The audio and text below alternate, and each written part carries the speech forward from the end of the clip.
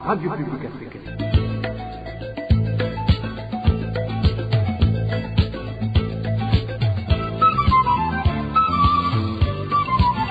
Radio Publique Africaine.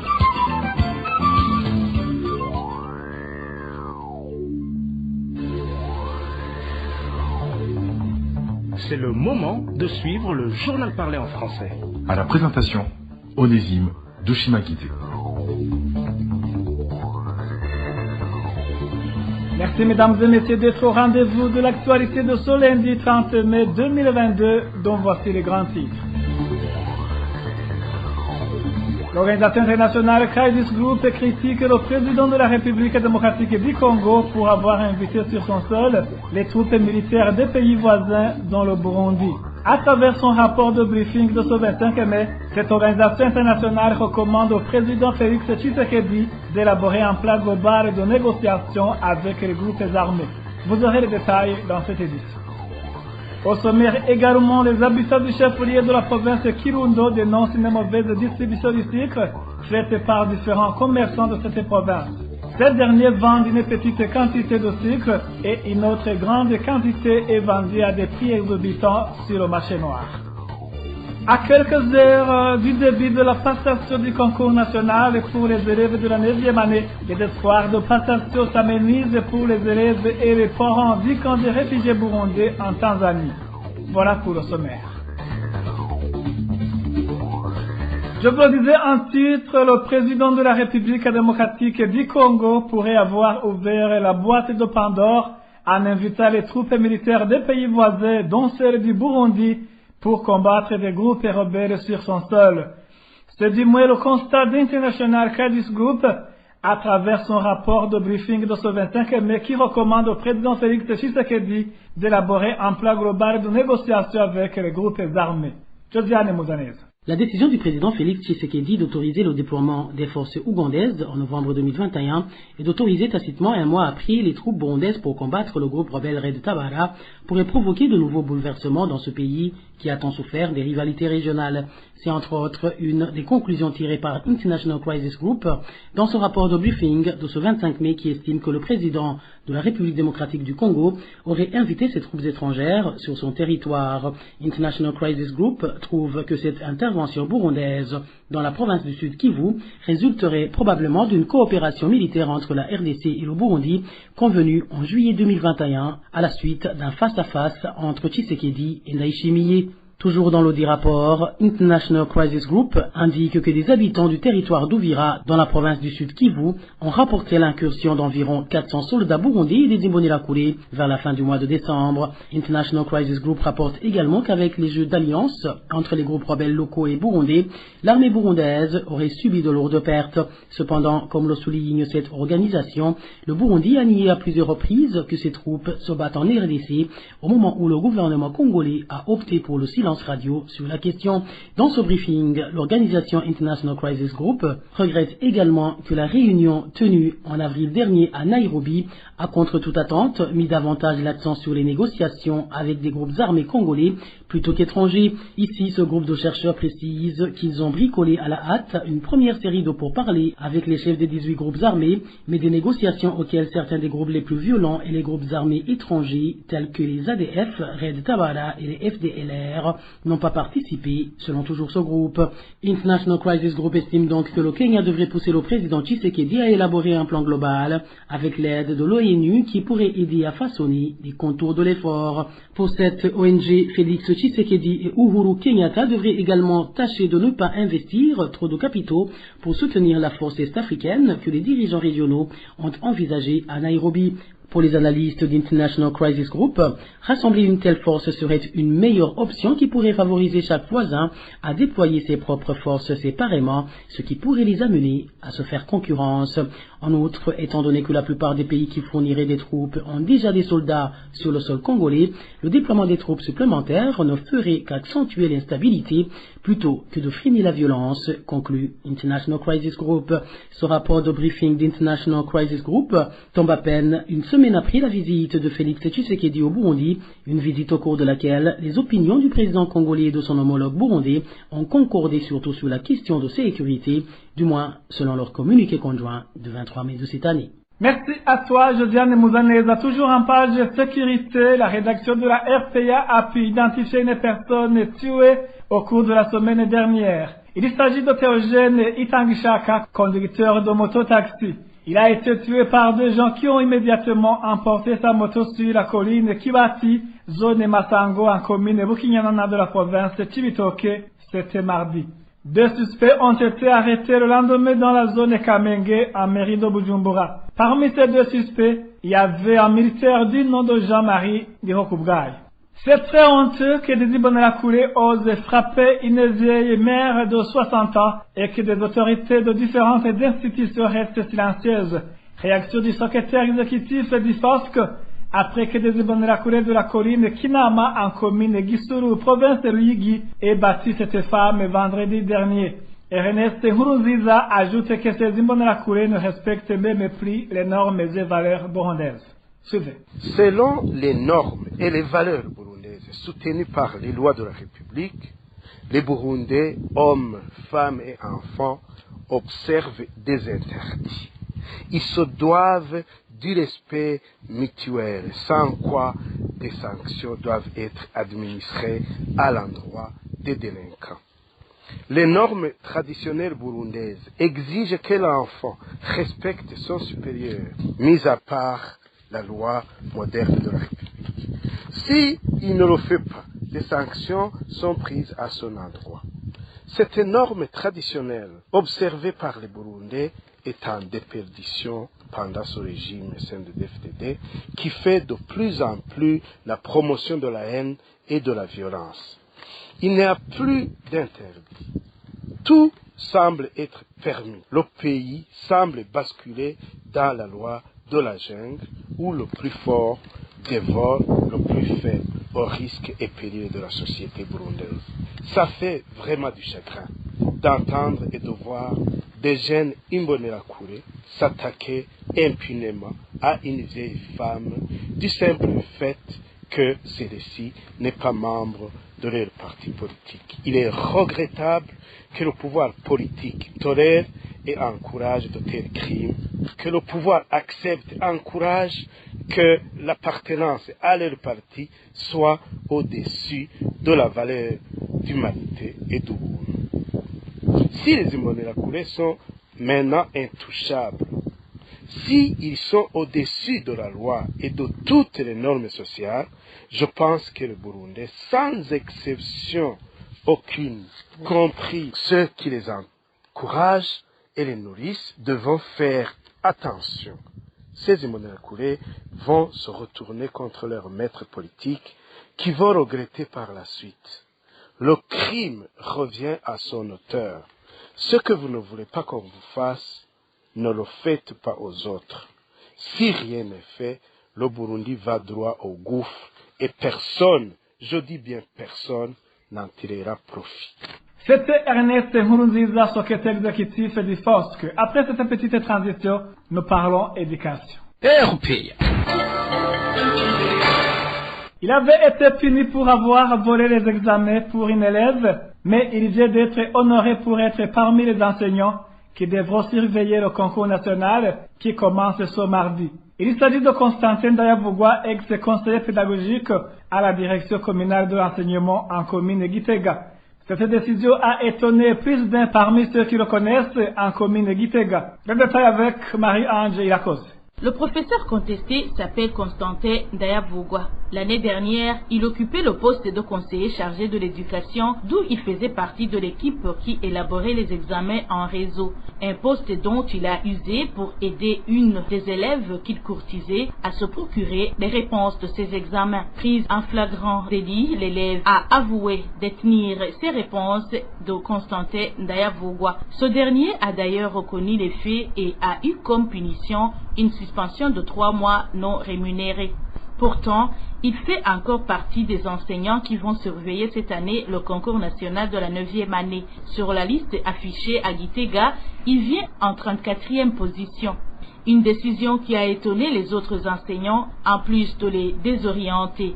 En effet, ils ne comprennent pas comment un éducateur reconnu coupable d'un tel acte puisse encore une fois se voir confier une mission d'une telle envergure avec son passif, juste à cause de son influence au sein du parti au pouvoir, le CNDD-FDD. Vous saurez que, après la sanction, Constantin Ndayavugwa a été muté en zone Mungwa pour enseigner à l'école fondamentale d'Okinyinya.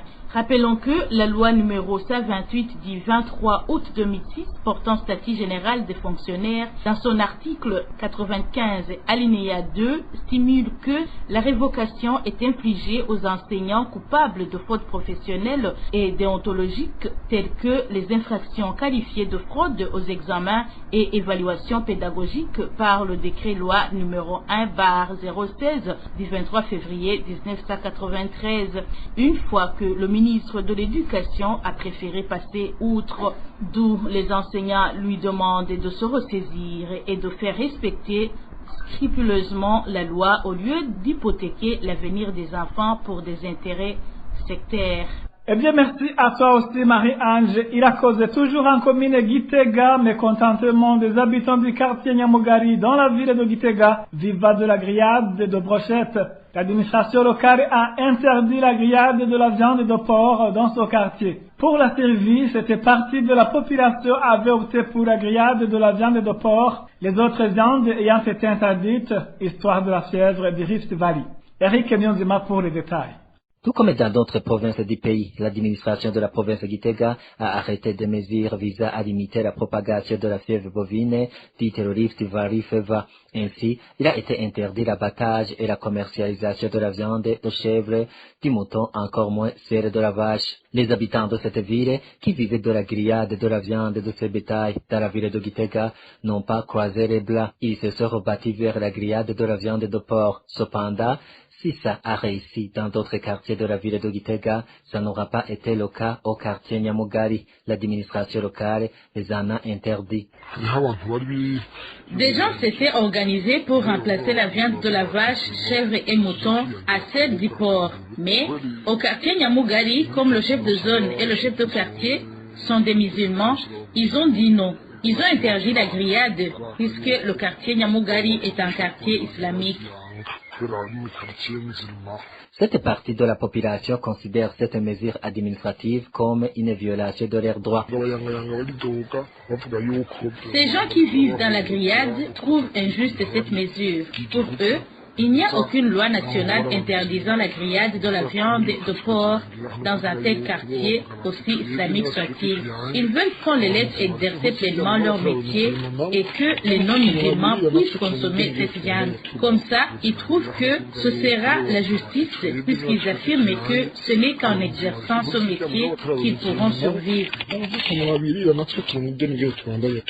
Majaliwa, le chef du quartier Nyamugari, reconnaît qu'il y a une mesure interdisant la grillade de la viande de porc dans toute la ville de Gitega, une mesure qui, selon lui, n'a rien à voir avec la religion. De Gitega pour nous rendre à Kirundo, où l'on parle des grognes au sein des habitants du chef-lieu de cette province, suite à une mauvaise distribution du sucre faite par différents commerçants. Ces habitants indiquent que lorsque le sucre est disponible, ces commerçants vendent une petite quantité et une autre grande quantité de sucre est vendue à des prix exorbitants sur le marché noir. Ces habitants demandent que cette spéculation cesse et que cette denrée soit distribuée et vendue à tous en toute transparence.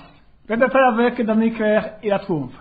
Ce sont les habitants de différents quartiers de la commune et province Kirundo qui se plaignent contre ces commerçants de sucre. Ces citoyens font savoir que le sucre était normalement distribué dans tous les services une fois le mois dans cette province, mais qu'actuellement, quand il est disponible, une petite quantité du sucre est vendue à la population et que la grande quantité restante est conservée par ces commerçants dans le but de le vendre sur le marché noir, raconte ce citoyen.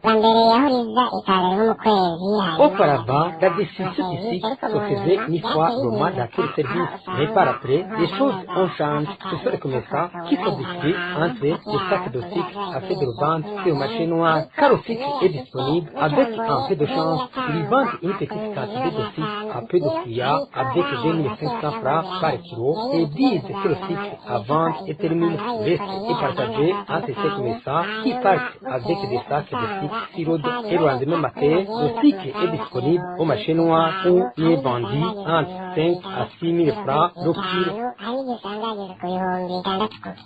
Concernant ce problème de manque de sucre, ces habitants disent qu'ils ne savent pas à quel sens se vouer, car ce sont les dirigeants de cette province et les grands commerçants qui se partagent entre eux le peu de sucre disponible pour les propres intérêts, au détriment de simples citoyens qui ne reçoivent que de quantités minimes de sucre.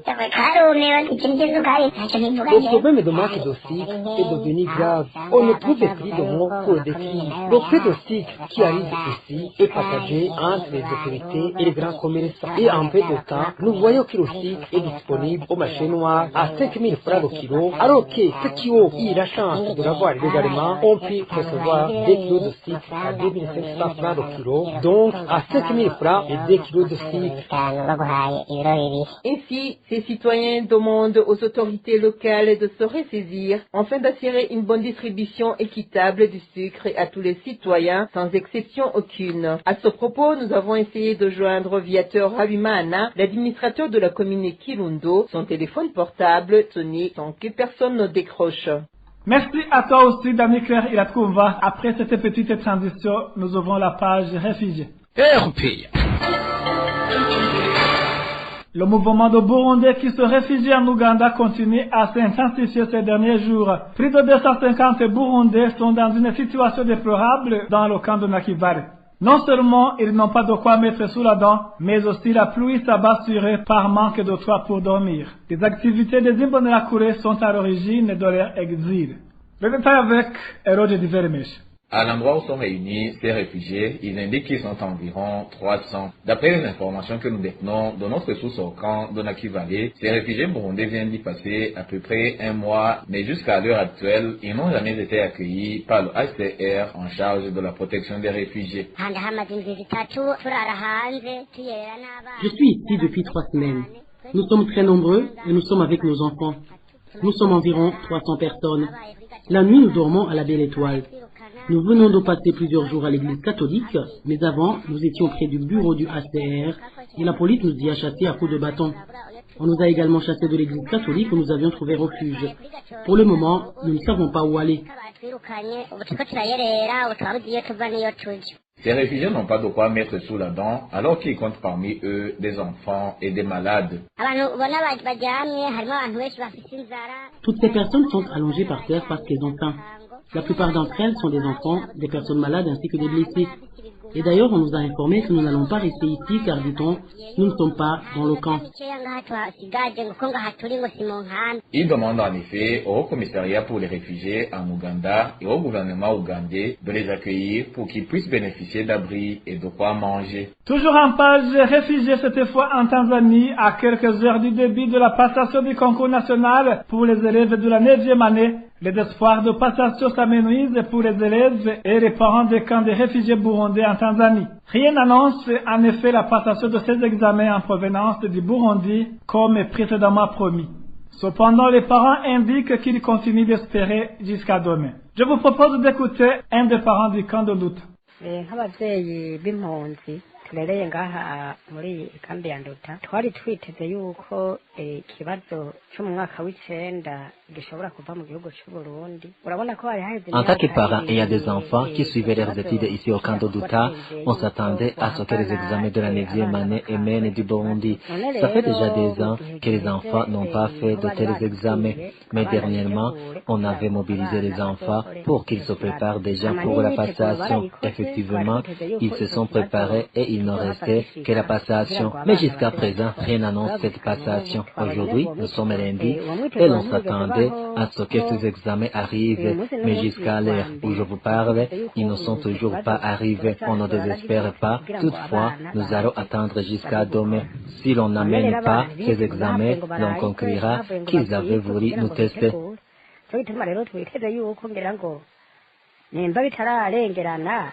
sinzi turindiriye amasaha y'ejo turabe yuko icyo kibazo kizoshika hama icyo kibazo gishitse hama abana bagikora kikaramuka kidafite naho urabona yuko bizoba ari nk'ibintu nyene byo kumviriza abantu. Ces inquiétudes des parents et élèves du camp de Nduta sont partagées par les enseignants de ce camp. Eh bien, mesdames et messieurs, c'est parti que nous mettons un point final à cette édition. Merci de nous avoir prêté oreille attentive.